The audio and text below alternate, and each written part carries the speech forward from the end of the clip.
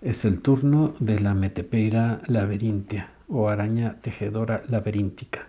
Se llama así porque tiene dos tipos de redes, una muy irregular y otra orbicular. De hecho, es parte de las Arachnidae que son regulares sus telas. Se caracteriza también por poner sus presas todas juntas. Esta araña es de un género, las metepeiras, originario y que existe solamente en el continente americano.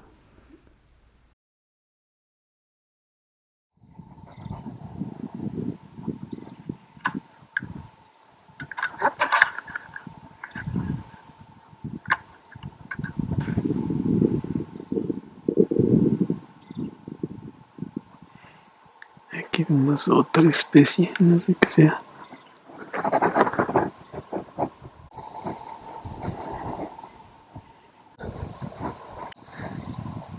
No,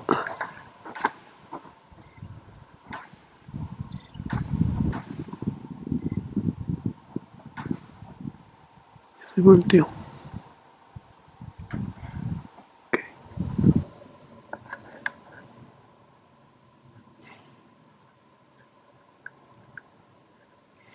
Ok, y otra nueva especie que tendremos que identificar. Padrísima. Sus redes, eh, digamos, no está en un espacio plano nada más, muy tridimensional. En un espacio muy tridimensional. Está metida en un saquito.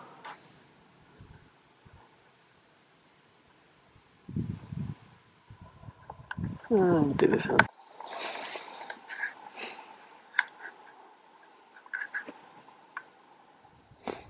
Estamos viendo ahí una metepeira laberíntica.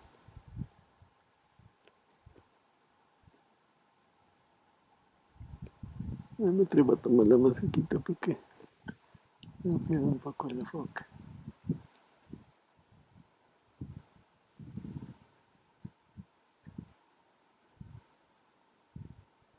Ojalá y se moviera para que la vean en acción. Ahí está la araña.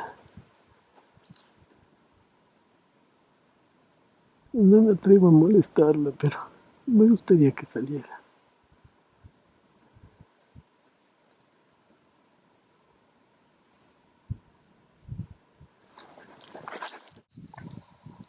Ay, ya pedí fuego.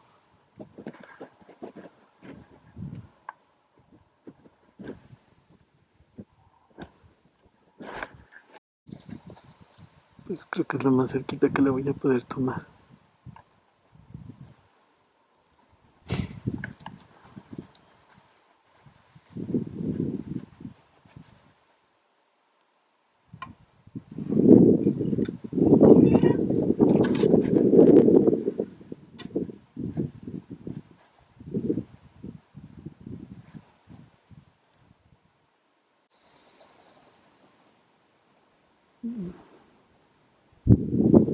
Ok, vemos cómo reaccionó.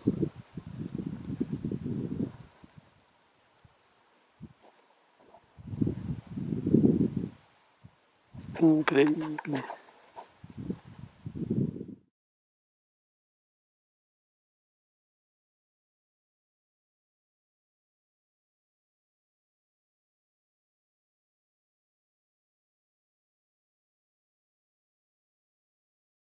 Vamos a ver algo de cómo están construidas sus telas.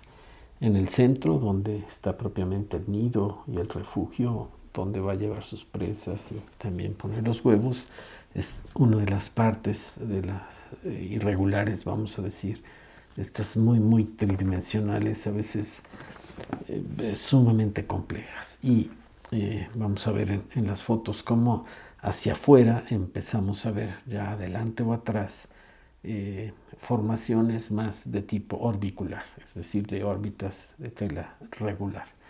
Aquí en esta foto lateral podemos ver del lado derecho cómo está colocada la tela regular. Ahora esta araña se encuentra ahí, está en la parte de la tela regular, la podemos ver, la orbicular, porque se activó por una presa y está censando dónde se va a poder mover.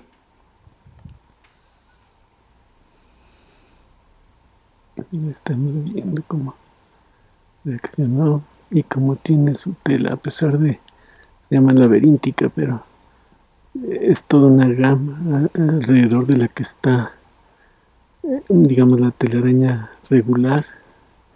Atrás de eso hay toda una complejidad. A ver si no.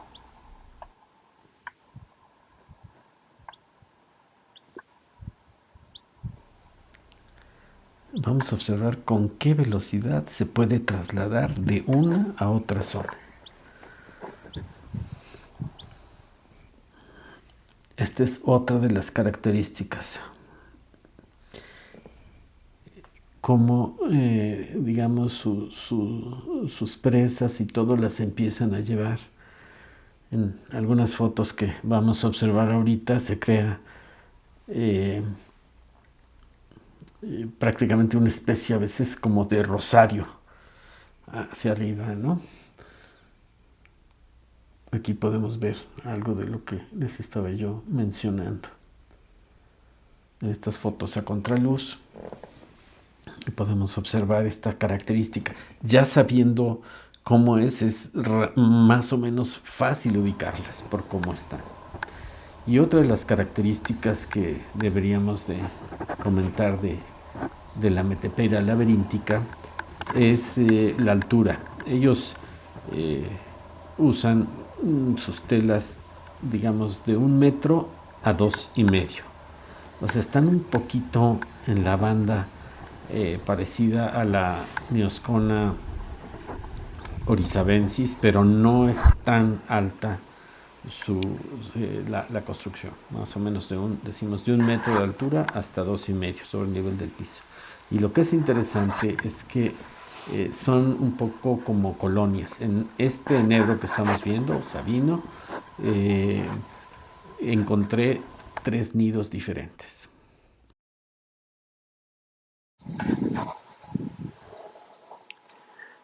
Otro capullo. En esta zona había ardiopes, pero también neosconas, oaxacenses, oaxaquenses. Aquí vemos otro más. Pero es difícil decir así que se está moviendo abajo.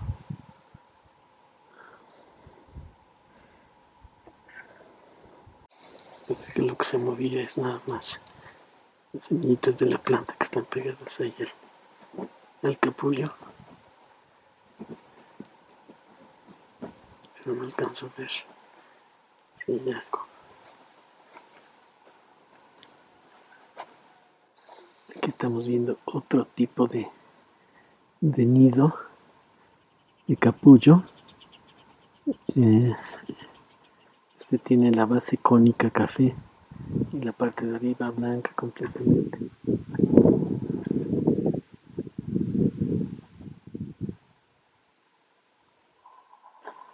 En este arbolito pues he encontrado igual varias especies, incluyendo desde luego la metepeira. Vean esto. Giré un poco la imagen y aquí podemos ver cómo compara con el cono que sí es de metepeira. Véanlo aquí como invertido y se ve cafecito y blanco, pero no pudiera yo garantizar o afirmar que los otros son de metepeira porque no encuentro la araña y está bastante limpio. Sí hay hilos de araña alrededor, pero no pudiera asegurarlo. Aquí vemos claramente cómo esta hembra ha puesto varios capullos. Vamos a hablar ahora de la lince verde o Leucitia viridans. Cuando tomé la fotografía, realmente estaba fotografiando las flores. Hay que ser observadores porque vean lo que encuentro ahí. Es una jovencita de la especie, es bastante más grande. y vamos a verla. Bueno, aquí podemos ver otro tipo de araña. Es muy pequeñita. Ahí está su nido. Voy a hacer un zoom out para mostrarla.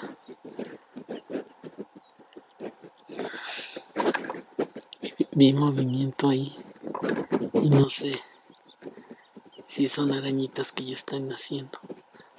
Voy a tomar unas fotografías.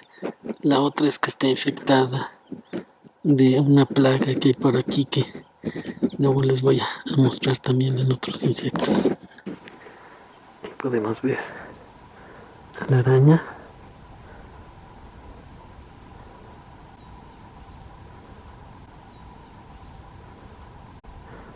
Que su color sí es clarito y están todas las arañitas a su alrededor.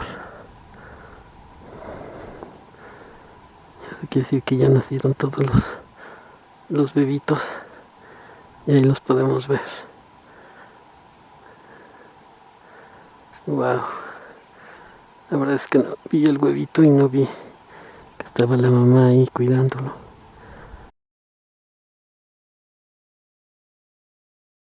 Está maravilloso esto. Wow. La araña lince verde o Lucetia viridans fue descrita por el mismo entomólogo francés Hent en 1832 y bueno, es de la especie Osiopidae. Es una araña de hábitos nocturnos, caza hasta 4 presas. Obviamente sin tela, como podemos ver, solo observamos aquí el nido y una de sus características son las patas muy espinosas, también la frente y los ojos en forma de diamante. Podemos comentar también de esta especie que es considerada un buen agente de control biológico y normalmente la encontramos en hierba baja o en flores.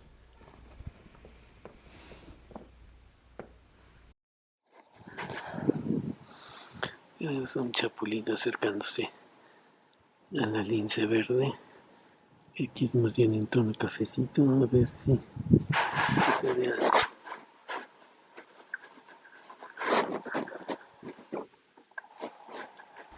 Bueno, fíjense bien dos cosas. Cómo la está tocando la araña con una de sus patas. Y el otro es cómo está súper adelgazada de la panza. Quiere decir que ya después de la puesta y ya no tiene crías, está ya próxima a morir. Vamos a ver.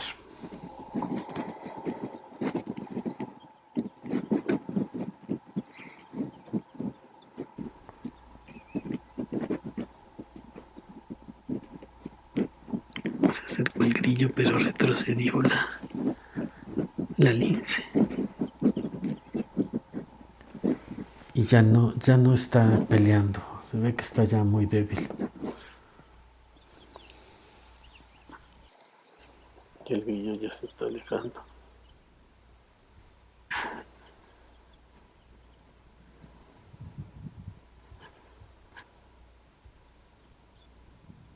No sé si lo mordió.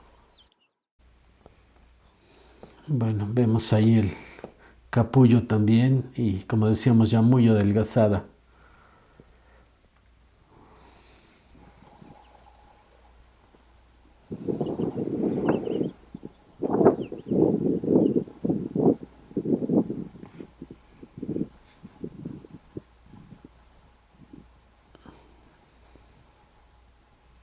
Les voy a mostrar luego algo que estaba en el nido y que no está fácil de ver. Va a ser un bono. Después de hablar de Jean-Henri Fabre y terminar nuestro tributo con él.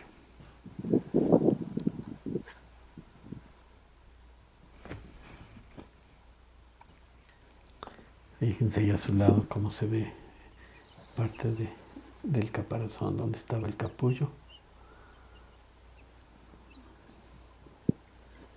Ahí lo podemos ver mejor. Y bueno, pues quedó en posición defensiva, pero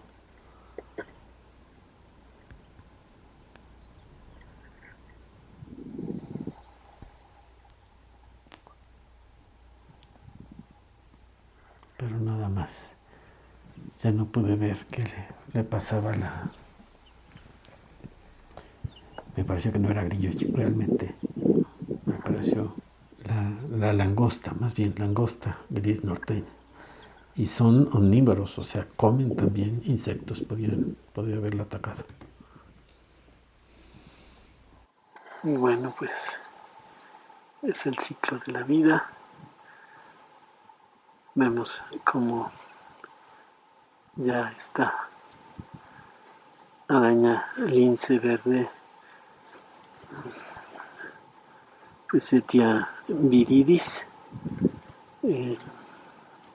después de cuidar a su nido, a sus descendientes, pues termina su ciclo de vida. Está ahí detenida abajo del nido. El nido está aquí arriba y ya está abandonado, ya no hay nada. Y bueno, pues ella ha terminado su ciclo de vida. Vamos a terminar con nuestro tributo a Jean-Henri Fabre y a todos los entomologistas que han dedicado una parte importante de su vida a la observación de los animales. Comentar algunas cosas de Jean-Henri. Primero, su apellido es interesante porque Fabre, que es un apellido común en Francia, se le daba a los que hacían las cosas, vamos a decir, a los herreros, a los que forjaban. Eso es lo que quiere decir desde el latín.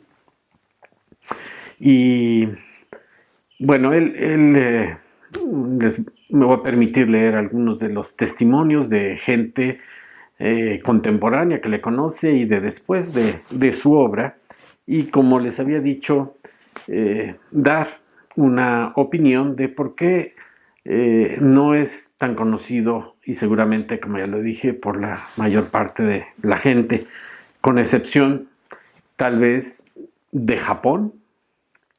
En Japón hay hasta caricaturas de él. Muy importante también en Rusia.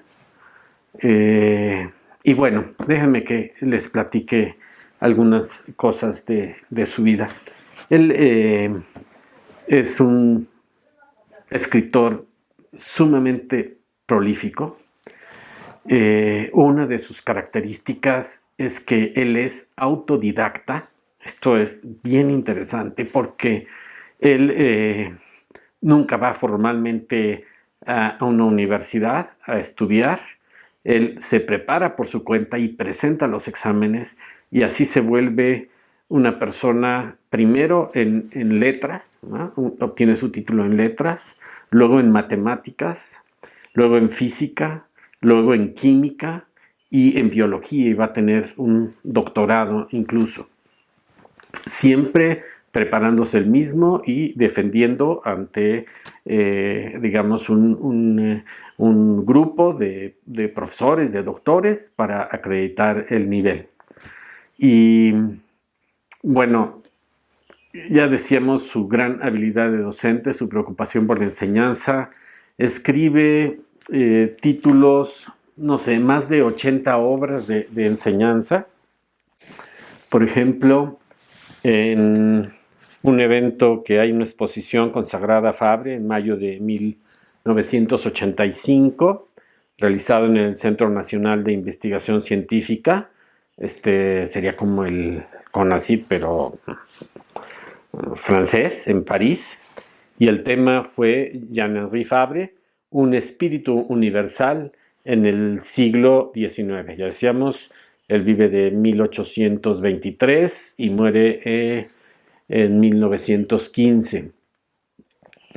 Dice, se muestra una gran diversidad de producción literaria de libros, entre otros dominios: botánica, zoología, geología, cosmografía, ciencias de la Tierra, física y química. Bueno, luego vamos a decir cómo se refieren a él. Incluso algunos premios Nobel. Fíjense, bueno, me da pena con tantas cositas, pero él, una de sus obras más importantes y de las últimas que va a escribir entre, no sé, finales de 1800 y principios de 1900, es una colección, la va a generar en 10 tomos. A él le gusta mucho el nombre, se llama, en francés, ahí lo ven, pero en español, Recuerdos entomológicos. Y lo más importante tal vez es el subtítulo: Estudio sobre el instinto y la conducta o comportamiento de los insectos. Ahora que hablamos de instinto, lo hemos oído hablar mucho, pero en época, cuando él lo empieza a hacer, no saben lo fuertemente criticado que es. Ya luego hablaremos de la relación que tiene con Louis Pasteur, que tiene con el propio Charles Darwin, que tienen un intercambio interesante de cartas, etcétera, ¿no? Una de las cosas muy importantes es que, reconocido en varios lugares del mundo por crear nuevas ciencias, por ejemplo, la etología, que quiere decir la ciencia de la conducta o del comportamiento de los animales. Les diré más adelante por qué creo que no es tan conocido en todo el mundo, con las excepciones que ya dije: Francia, desde luego, Japón, Rusia. Sus libros se han traducido a más de 11 lenguas distintas, ¿no? Pero bueno, es muy interesante. Luego les voy a comentar un poquito algo más, ¿no? Por ejemplo, en el caso de Louis Pasteur se da una situación difícil porque, bueno, Louis Pasteur ya es famoso, es rico, sabemos todos, hemos oído hablar de los descubrimientos que hace, muy importantes, y el gobierno de Francia le encarga que atienda dos problemas: una de una plaga de animales que hay, y otro, un problema muy serio, muy importante, que se da de un hongo que afecta la producción vinícola de Francia, al grado tal que para la producción de vino de Francia se tiene que hacer un injerto con unas cepas de otros lados para poderla producir por este problema, ¿no? Entonces lo mandan que vaya pues a ver al gran sabio francés. Obviamente el gobierno francés lo sabe, pero le mandan que lo vaya a ver, ¿no? Y se da una situación difícil.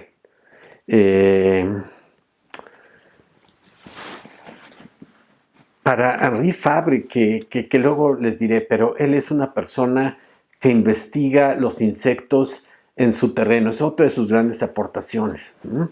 Él en algún lugar va a decir: yo no entiendo cómo tienen que matar y destruir un animal para estudiarlo, ¿verdad? Eso de abrirle, descuartizarlo, vamos a decirlo, es como la muerte de algo que yo estudio cuando están vivos, ¿eh? Entonces, hay digamos, en su forma autodidacta de hacer las cosas tremendas, que va a tener mucho impacto, tiene un choque importante con otras formas tradicionales de hacer ciencia. Por ejemplo, de Louis Pasteur, dice, bueno, sus armas son la idea. Él va a la observación directa.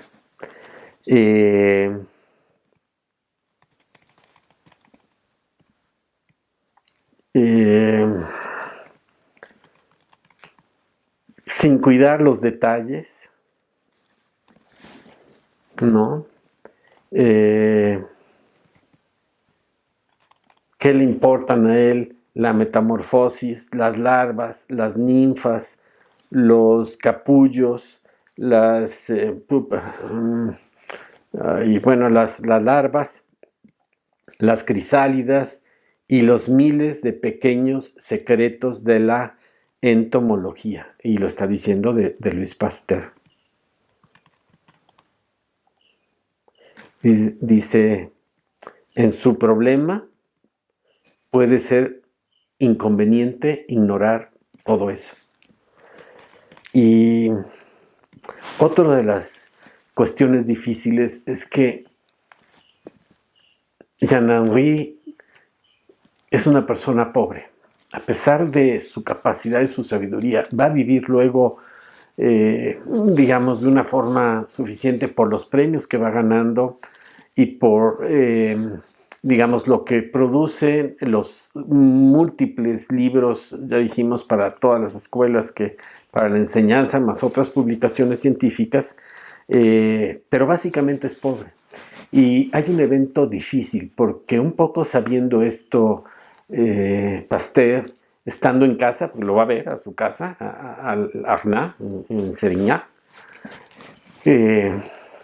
y atendiendo al tema del problema vinícola de Francia, le pide ver la cava.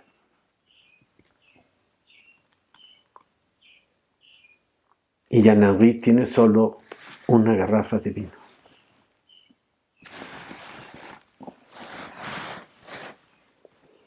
Muy diferente va a ser la relación con Charles Darwin. Porque Charles Darwin, que lo considera, lo nombra de hecho en El origen de las especies, menciona con el epíteto del observador inimitable. Y van a tener un intercambio muy fructífero.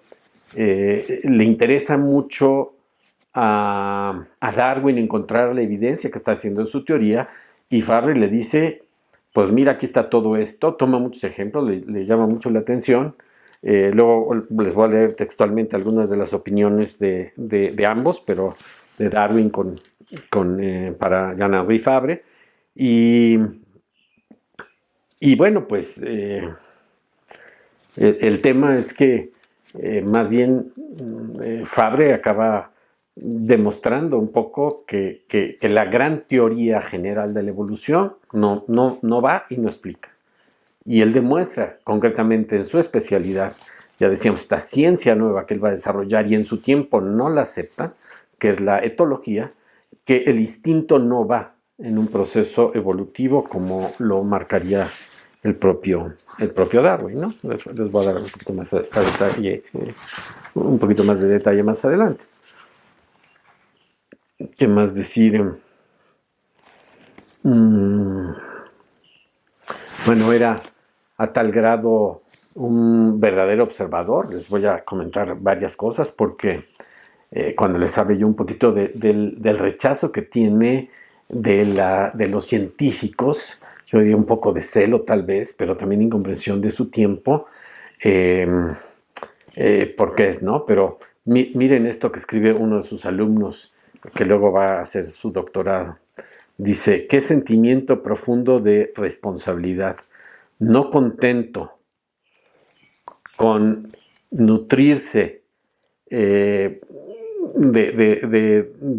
incluso con los hongos más venenosos, dice, eso sí, los lavaba y los lavaba y los lavaba y trocitos pequeñitos, trataba de reducir la toxicidad, obviamente, no era tonto, pero para poder hacer una comparación del grado de toxicidad que tenían los hongos.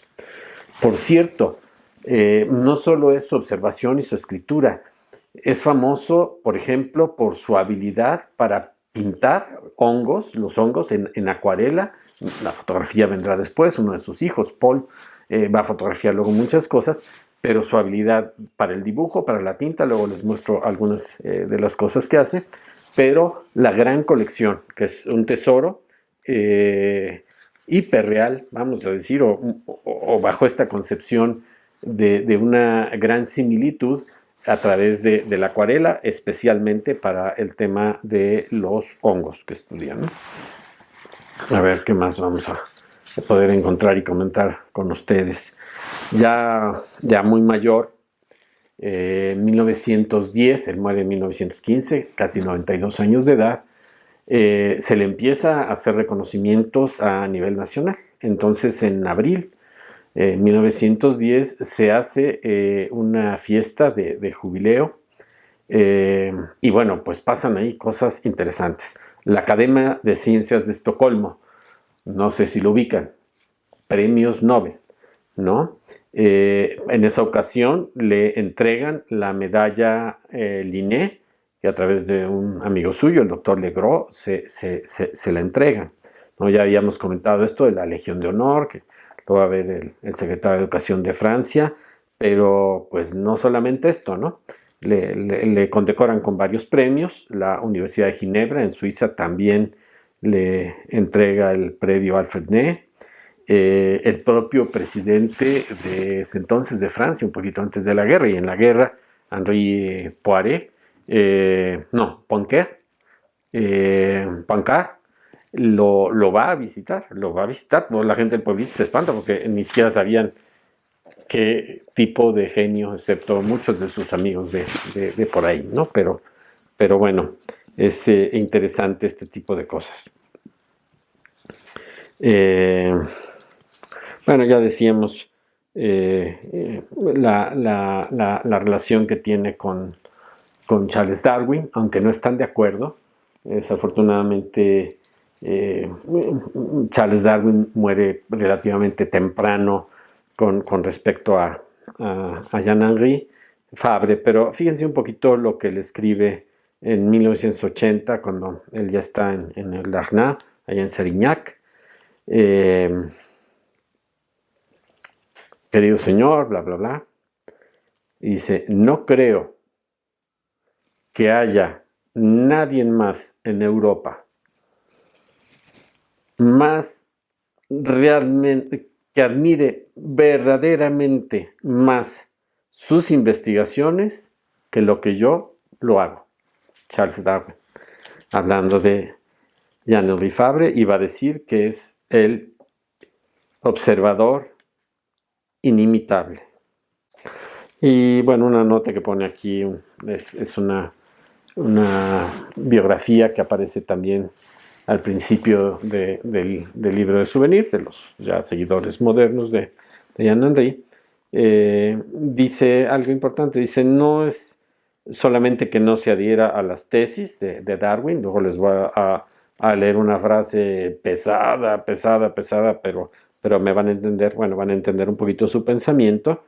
Se habla de ambos, se escriben de una gran admiración. Él mismo recomienda a los alumnos, a las personas con las que habla, que se estudie con prudencia, pero que se estudie esto que está planteando Charles Darwin. De hecho, él, digamos, su objeción fundamental es a la gran teoría, lo que está después, y que, bueno, pues lo vivimos un poquito, no eventos en sí de adaptación o lo que también podemos llamar como la microevolución. Bueno, por ejemplo, ¿qué pasa con gente de las universidades? No en todos lados se presenta, digamos, una problemática, pero él tiene una crítica muy fuerte de algunos profesores de la Sorbona, o la Universidad hoy de París. Y sabemos, de las primeras universidades y más importantes del mundo, ¿no? Pues dos cosas yo creo que generan celo. Lo primero, y que no le perdona, es que él es autodidacta. Y que es una persona, voy a decir, sencilla.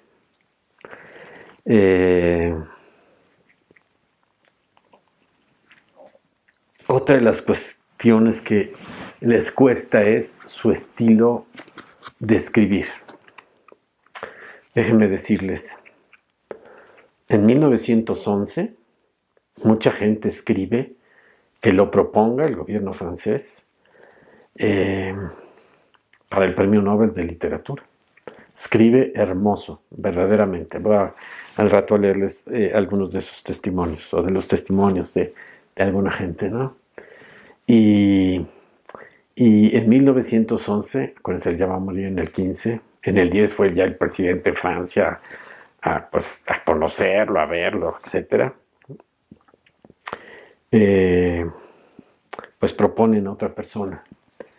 Y casualmente en 1911 el Premio Nobel de Literatura lo gana un belga, si me acuerdo bien el nombre, Maeterlinck, que es su apellido, que entre otras cosas es un gran admirador de la obra de Jean-Henri Fabre y lo va a decir de varias maneras, ¿no?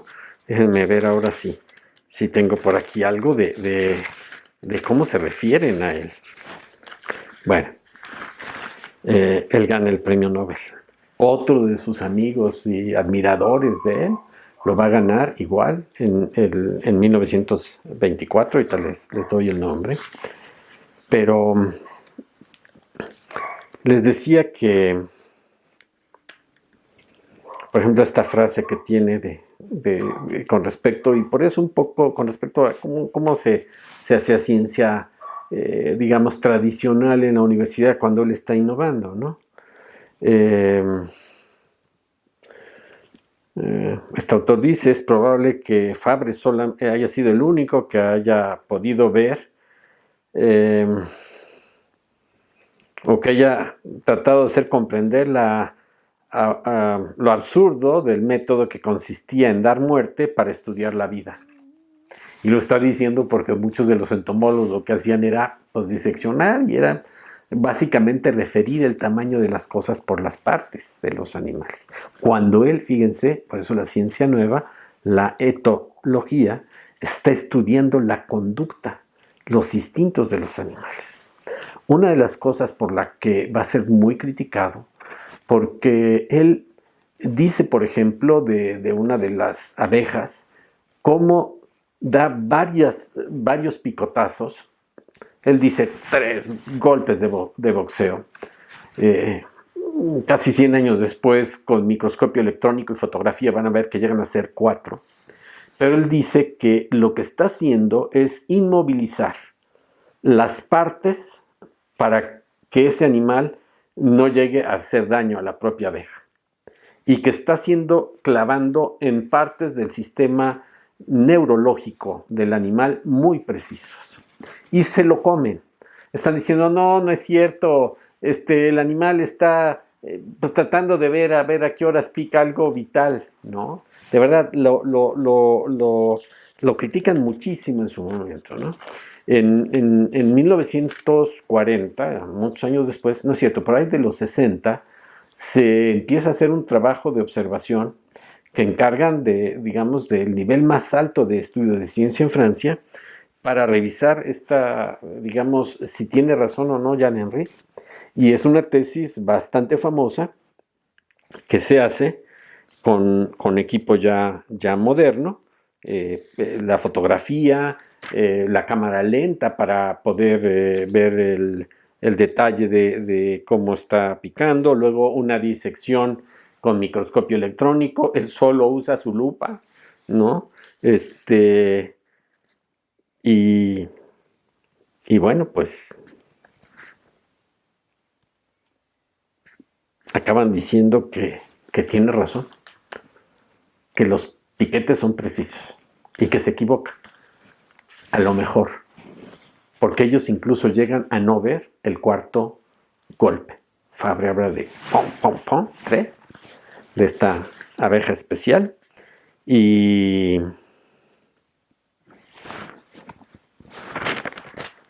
dice en la tesis doctoral el responsable de esto, se comprende entonces fácilmente la omisión de Fabre, el 4 golpe, si hubiera esa omisión.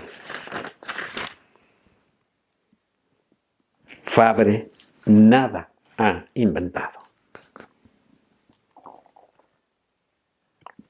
Hace un razonamiento justo que sigue que la sola anatomía de las víctimas es una guía infalible para predecir las maniobras del agresor. Y esto se le debe, es una de las aportaciones que Jean-Henri Fabre hace a la ciencia, a muchas ciencias que se van nuevas, de alto nivel de especialidad que se van a dar, ¿no?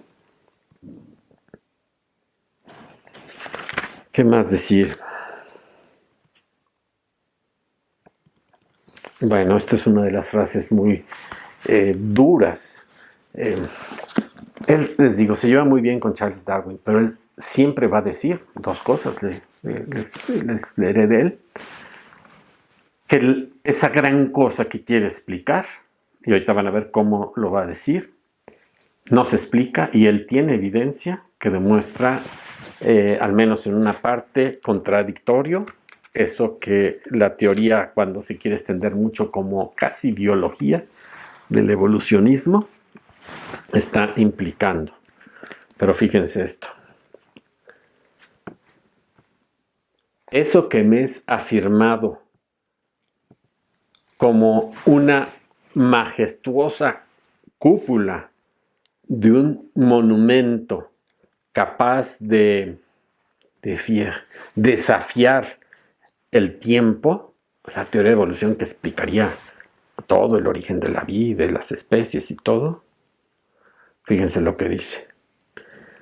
Me aparece vacío, irreverente, y ahí yo le clavo mi alfiler. Y está hablando a lo que él demuestra a través de la observación detallada de los animales. Aquí el autor dice, si algunos ejemplos tomados por Fabre son sin embargo pertinentes y sirven bien para evocar ciertas dificultades de talla importante contra las que él, digamos, está evidenciando que el darwinismo, fíjense, estamos hablando con la gran filosofía, no va. Dice, pero bueno, aquí dice no son tantos y bla, bla, bla. Es difícil, ¿no? He estado en el medio universitario y es difícil romper, pues, lo que es la parte esta general. P. Grasset, que es director de evolución natural, o sea, de esta materia, ¿no?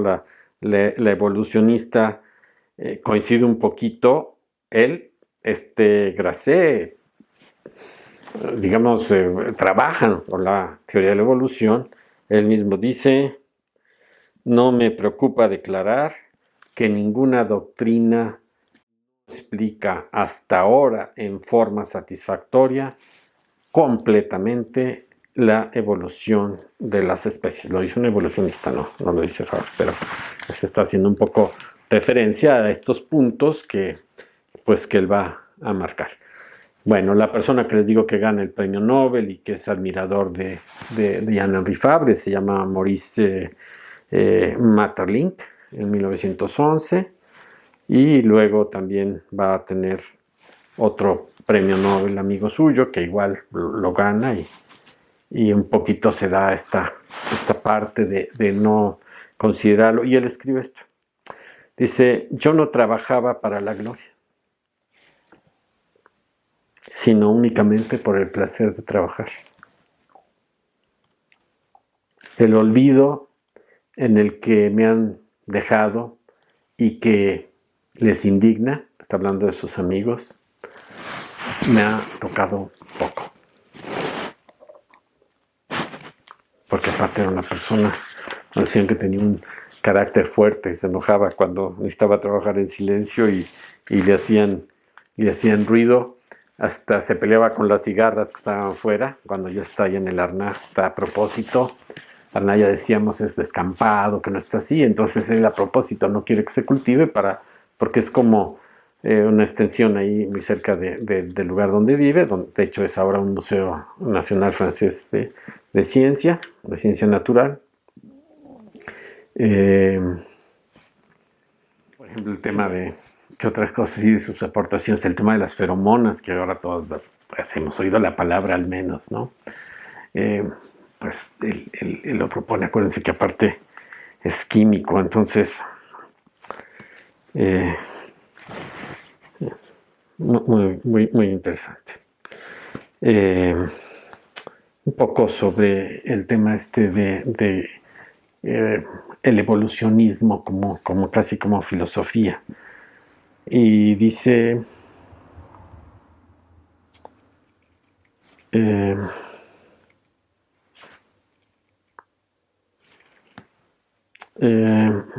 están hablando de él, Fabre va a dar un ejemplo golpeador, ¿no? Dice esa aproximación abusiva entre el hombre y el animal basado en la morfología. Para él, el animal no tiene razón propiamente de hablar y evocándolo como se hace, como si hubiera dice jet de átomos, o sea, impulsos de razón en el insecto, no tiene ningún sentido, pero lo más importante, ni corresponde a hecho alguno. Él, por ejemplo, se hace preguntas, ¿por qué la araña no se pega en el pegamento de la telaraña que pone? Por ejemplo, y hace experimentos, si lo ve. Hace fallas en la telaraña para ver si la araña va y la va a reparar y no. Ve que tienen una rutina, hace muchos de estos y por eso él dice, no, me lo digan, yo lo demuestro con estos hechos, ¿no? Experimentales. Aquella, en efecto, de aquel modo que el insecto, dice, obedece a un instinto que se le impone a él. Y vis a vis, en comparación a aquel, no hay ninguna facultad adaptativa en el tema del instinto. Lo va a probar con diferentes tipos de arañas, varias cosas, ¿no? Y con otros insectos.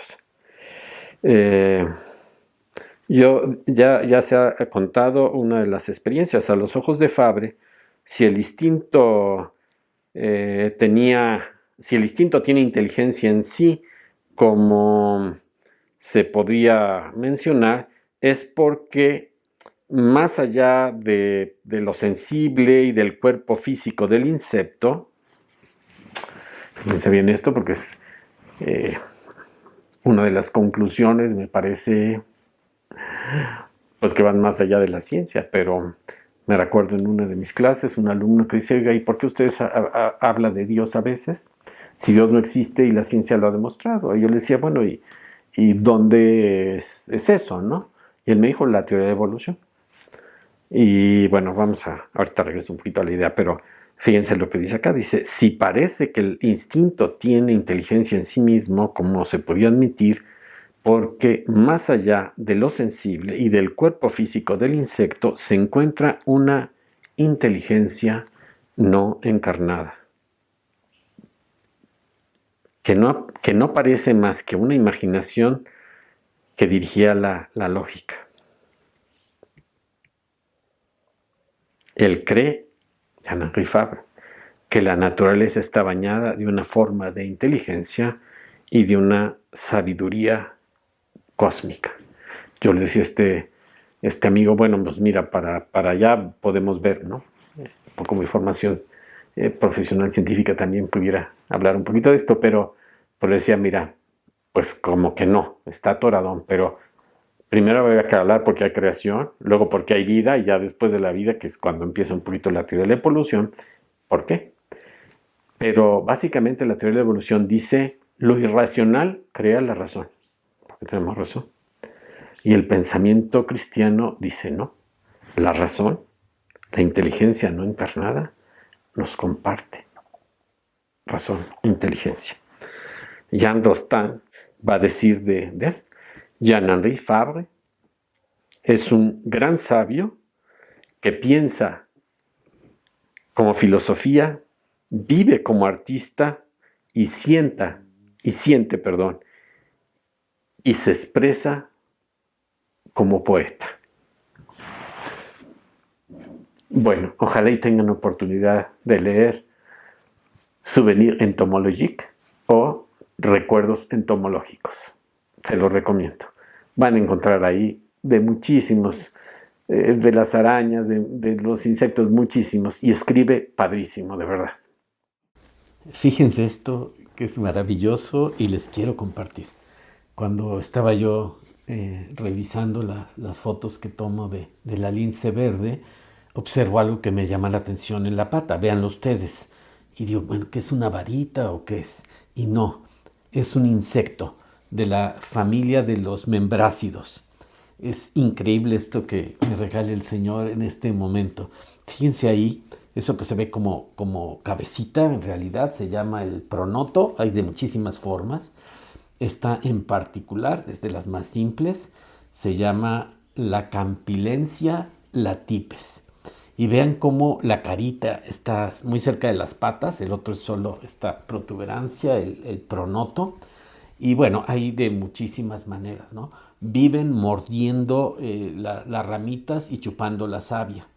Y luego lo que excretan se llama miel de savia. Atrae a las hormigas. Vean, aquí está otra. Se llaman periquitos o toritos, ya pueden ver. Son más de 4,000 géneros, más de 3,000 especies. Las maravillas del Señor. Muchas gracias. Luego, Actoni. A bientôt. No se pierdan la cuarta parte de Arañas en Valsequillo.